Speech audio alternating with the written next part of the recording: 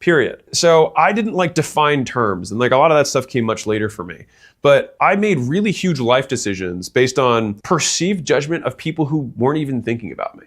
Like I honestly was obsessed about thinking about like what my classmates thought about me at the time, the guys that I like went to school with. I was obsessed about what my dad would think, and all of this kept me poor. And so one of the biggest mistakes that I made is that there was no YouTube world that had all of these like courses and trainings and videos like this. So I didn't get help. I did this all solo, which is why I think it took me a lot longer than it has taken a lot of people who follow my stuff. And I mean, and honestly, that's the point. Like, I hope that like every generation stands on the shoulders of the generation before. And I hope that people who are younger than me make more money than I have made by the time I'm 30 or they're 35, right? Otherwise, it means that I have failed. Like I haven't been able to transfer the knowledge successfully, because I'll die. No one will remember me. It won't matter. And so the only like real good that I think that people can do to leave a legacy is to pass on the learnings. And so that's why I try to do what I do. But I didn't get help until later. And when I got help is when my income went way up. So I got asked to give advice to a group of entrepreneurs who were doing this little test that I was telling you about on school. And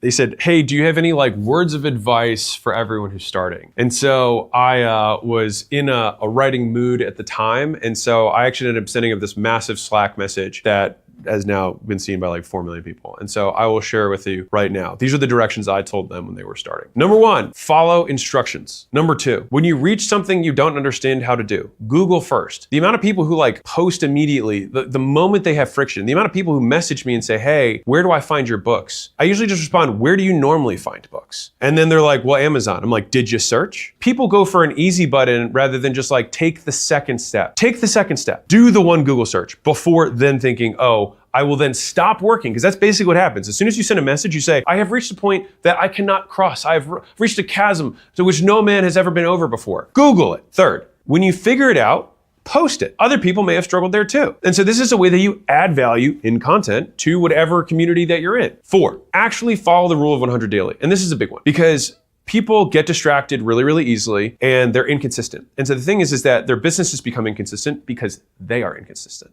So businesses themselves are machines for consistency. If you have consistent inputs, you have consistent outputs. But if you have inconsistency in your business, it either means that you are not consistently putting the inputs in, or you need to put more inputs in. So for example, if you do 10 reach outs a day, then you might get your 1 sale every 10 days. It will feel volatile, but it just means that 100 inputs equals 1 output. So if you want it to be less volatile, then it means that you put those 100 inputs per day and get 1 per day. And so it really just means that you're extending the time horizon on the results that you want to get. So do more, faster, more consistently, and you will get more, faster, consistent results. 5, you will be excited for a week. Then the excitement will wear off. That is when the work begins. And so this is like a key point that has helped me a lot, which is work starts when excitement ends, not while you're excited. I don't even count it as work while you're excited. The work starts when you have to confront the reality that you have way more stuff to do that you don't know how to do. And that's not fun, because you will suck, because most people doing things they don't know how to do aren't good. But you being able to walk that bridge of discomfort is what will separate you from the mediocre masses who stop at the chasm and then just say, I don't know what to do, help me. 6, your work works on you more than you work on it. You are the product that's getting built more than your community. Remember, this was for school people.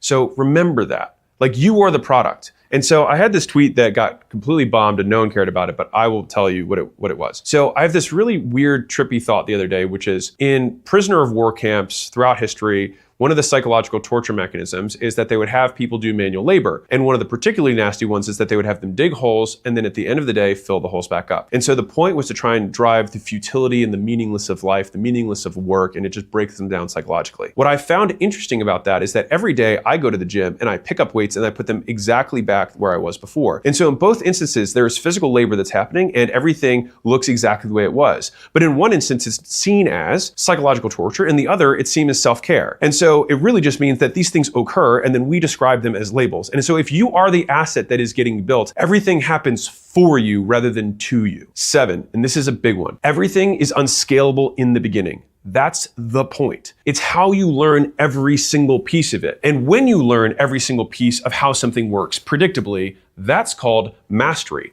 That's how you learn a skill. When you learn lots of skills put together, people are like, wow, that guy's good at it. That is how you describe someone who is more skilled. And so the pain that you have to go through when you're reaching out to all of these colder prospects, not getting responses, what happens is you're like, man, there has to be a better way to do this. And then as soon as you do experiment and do figure out a better way to do it, you have gotten better.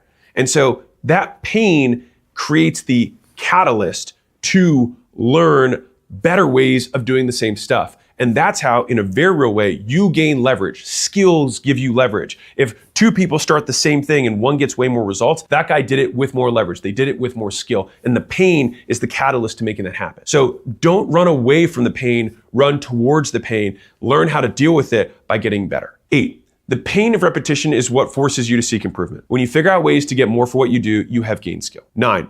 If you complain, you are dead to me. Not really sure what to add to that one. When you complain, you expend effort for no result. And we complain because we have been rewarded for complaining in the past. And so rewards typically come in the form of affection, attention, and approval, meaning other people pay attention to you. They give you affection, saying, oh, I'm sorry, right? And sometimes they give approval, which in this instance, when you go for pity parties, approval doesn't come in, but you do get attention and affection, which is why some people like to